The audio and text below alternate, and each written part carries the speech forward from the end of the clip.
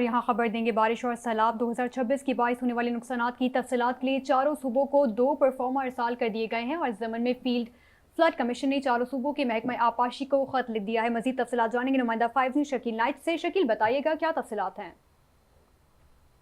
जी देखिए, बारिशों और सैलाब 2026 में आने वाला है उसके लिए जो नुकसान है उसकी तफसीलात के लिए जो है वो उन्होंने चारों सूबों को एक प्रोफार्मा जारी किया और उस प्रोफार्मा में कहा गया है कि जो आने वाला सैलाब है उसमें कितना जानी नुकसान जो होगा और कितने जो जब बारिश हो जाएगी तो उसके बाद की ये तफसील है कितना माली नुकसान हुआ, कितनी फसलें तबाह हुई या कोई और जो नुकसान है वो हुआ है।